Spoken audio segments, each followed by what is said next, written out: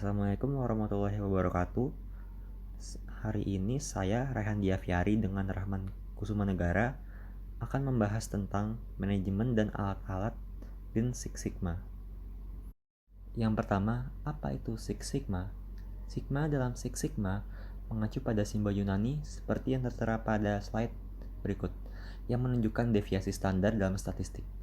6 mengacu pada jumlah deviasi standar dari batas spesifikasi ke berarti dari proses yang berkemampuan tinggi. Gambar di bawah ini menunjukkan distribusi A menunjukkan desain produk yang khas dengan spesifikasi 3 standar deviasi atau toleransi. Jika demikian, sekitar 0,5% produk tidak memenuhi spesifikasi, seperti yang ditunjukkan pada bagian B gambar. Jika toleransi adalah 6 standar deviasi, kemungkinan menghasilkan bagian yang buruk sangat rendah. Jadi perhatikan bahwa pada bagian B-mean atau dispersi proses dapat berubah secara signifikan, dan produk masih akan memenuhi spesifikasi. Pada tabel 13-1 menunjukkan jumlah suku cadang yang rusak per juta atau ppm yang diproduksi antara 1 dan tingkat Six Sigma. Menggunakan definisi ini, Six Sigma menerjemahkan menjadi desain yang lebih kuat, tingkat cacat yang jauh lebih rendah, dan biaya kualitas buruk atau COPQ yang lebih rendah.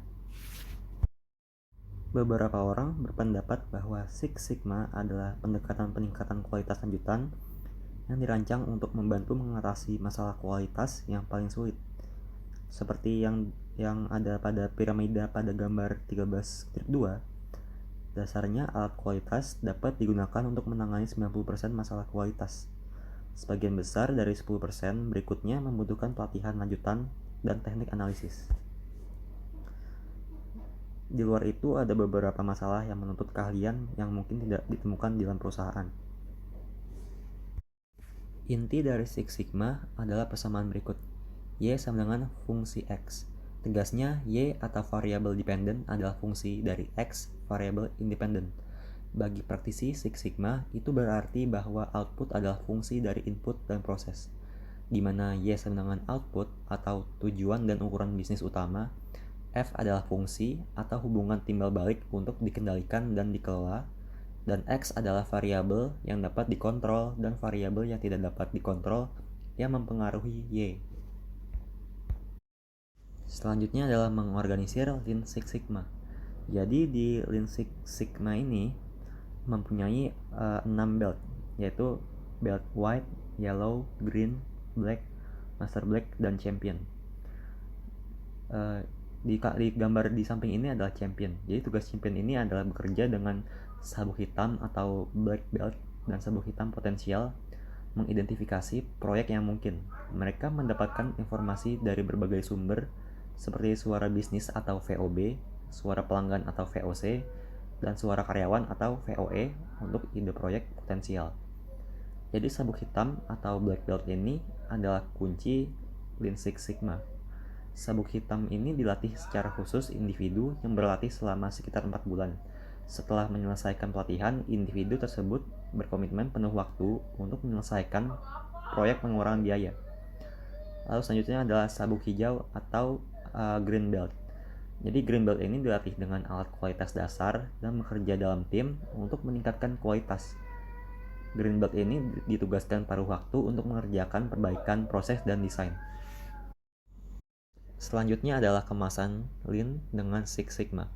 Ketika perusahaan melakukan penerapan Six Sigma, banyak yang melihat bahwa itu memiliki banyak kesamaan dengan manufaktur ramping atau Lean manufaktur.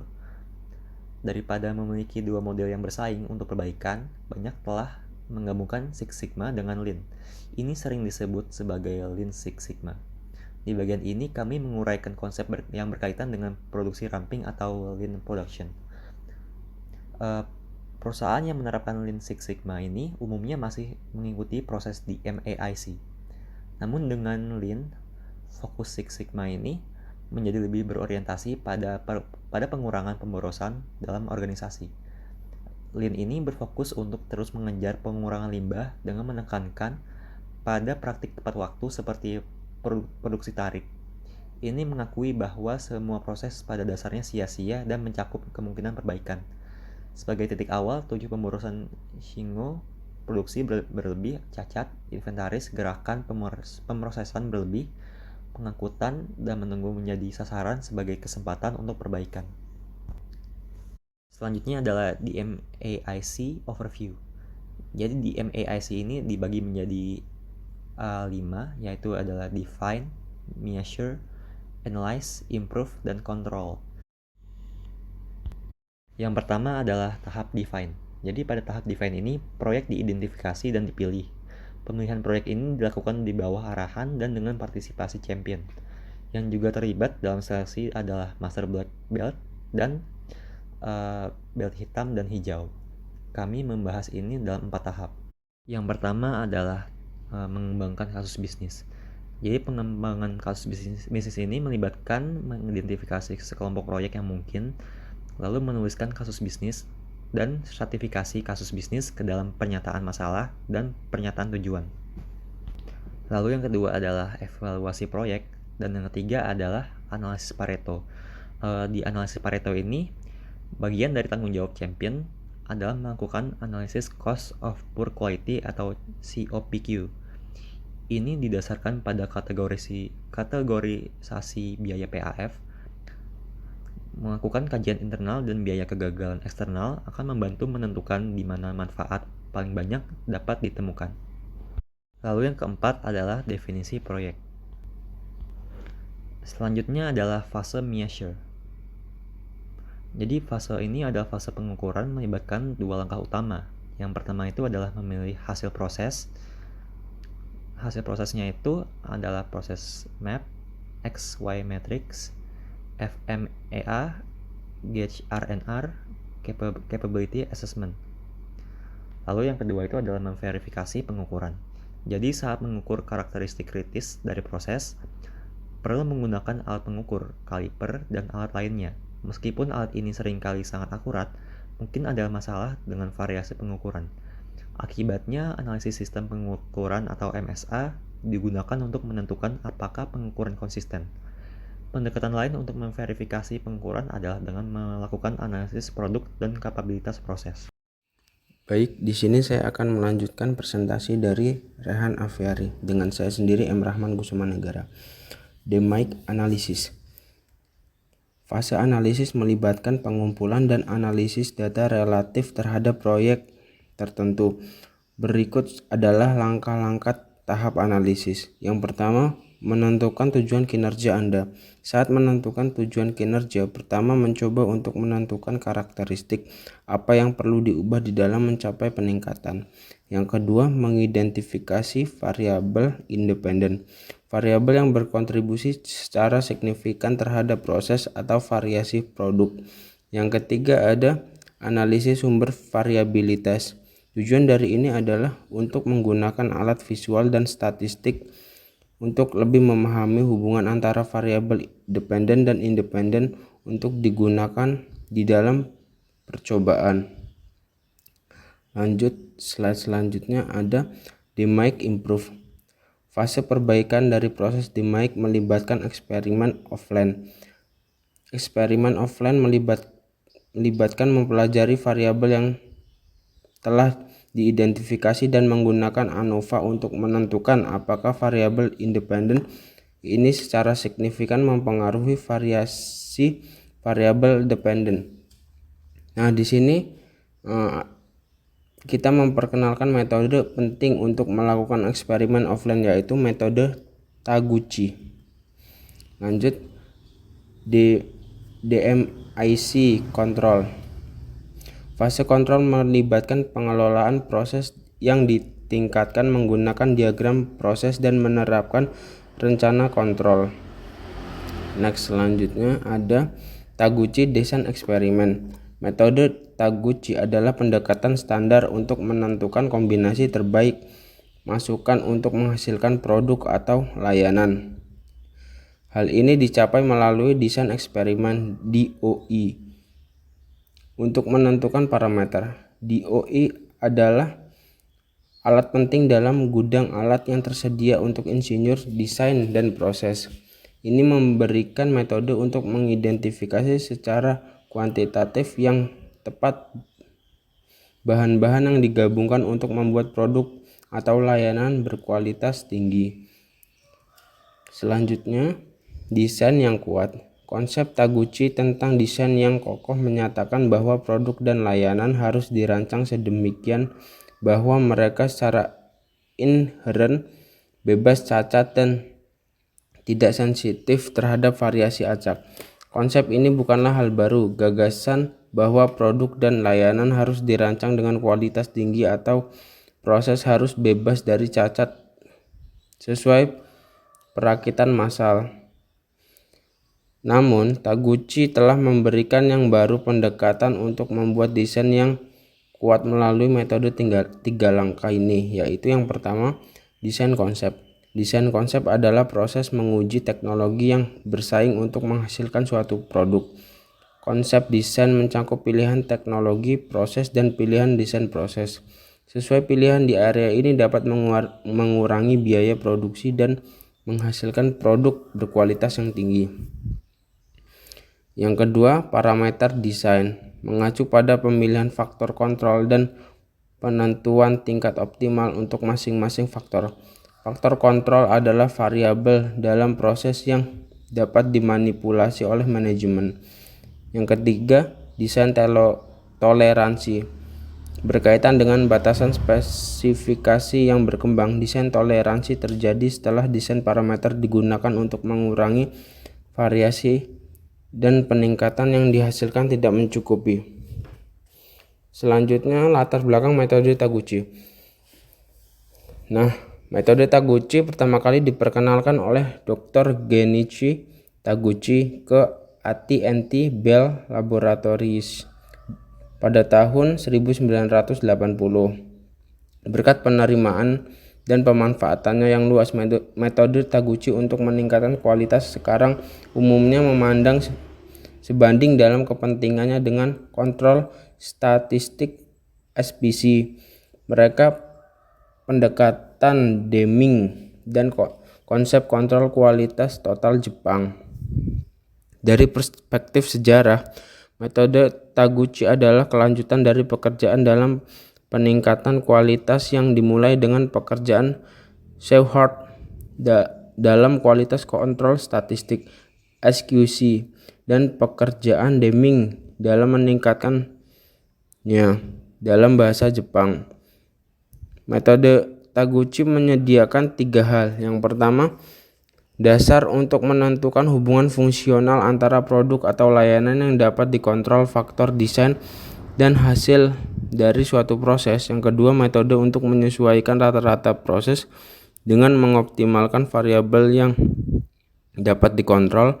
Yang ketiga, prosedur untuk menguji hubungan antara gangguan dalam proses dan produk atau variabilitas.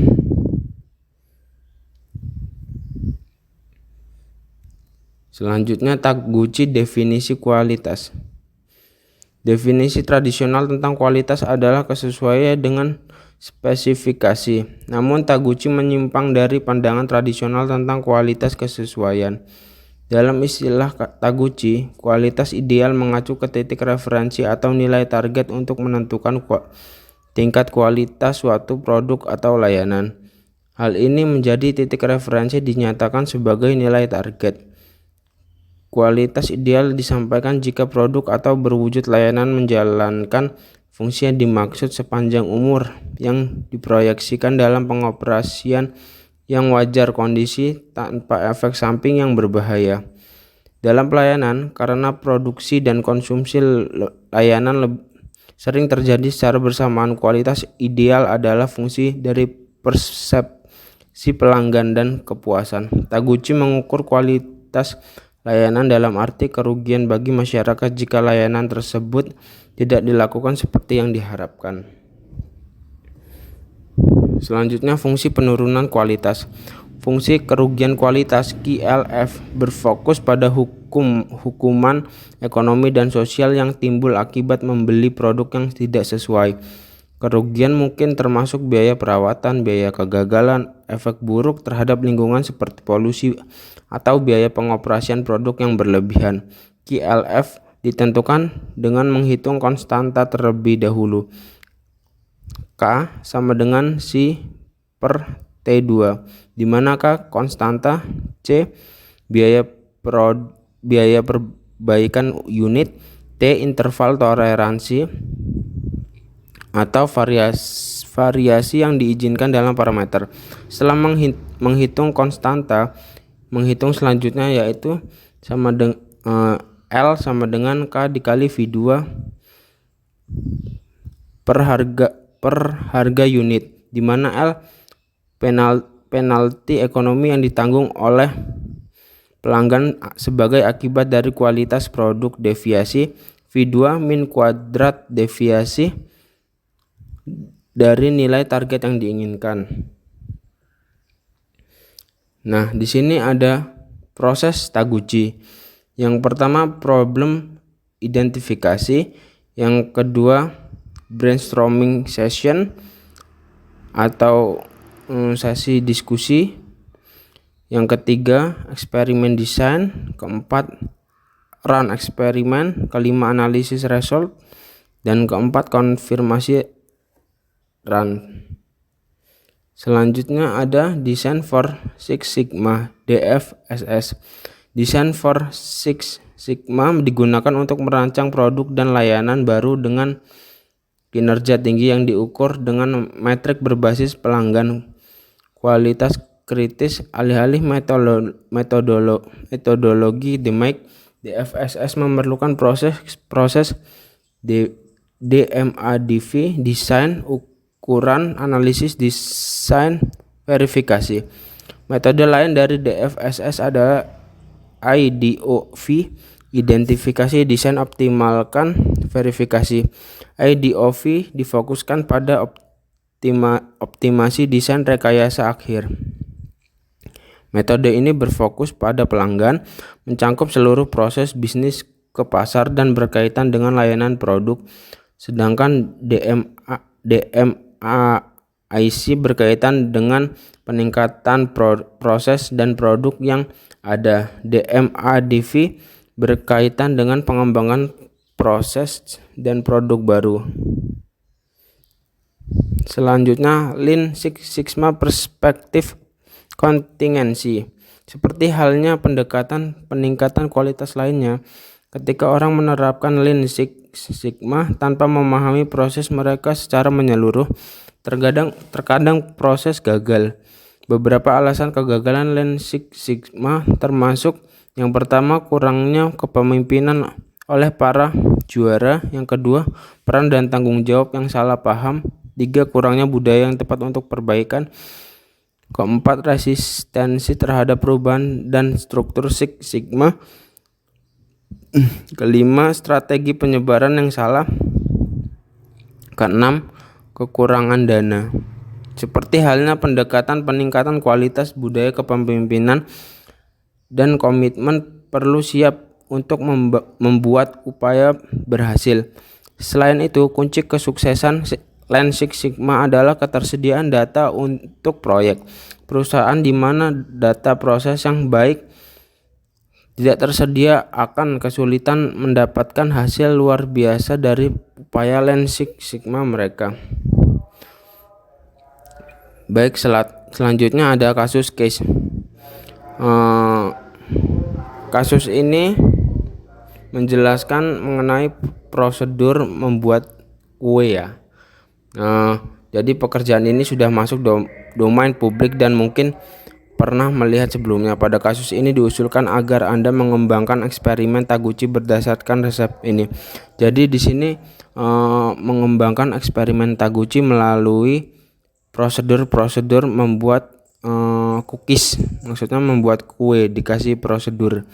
Yang pertama, cookie Neiman Marcus; kedua, 5 cangkir oatmeal yang sudah di blender; ketiga, 2 cangkir gula merah; keempat, 2 cangkir gula; kelima, 2 cangkir mentega; keenam, 2 soda; ketujuh, 1 sendok teh teh garam 8 ke 8, 4 butir telur. Dengan menggunakan resep ini dan produksi resep ini, eksperimen Taguchi akan dicoba dengan proses yang optimal di dalam pembuatan kue. Sekian, terima kasih. Apabila ada pertanyaan bisa dipertanyakan. Sekian, mohon maaf apabila ada kekurangan. Wassalamualaikum warahmatullahi wabarakatuh.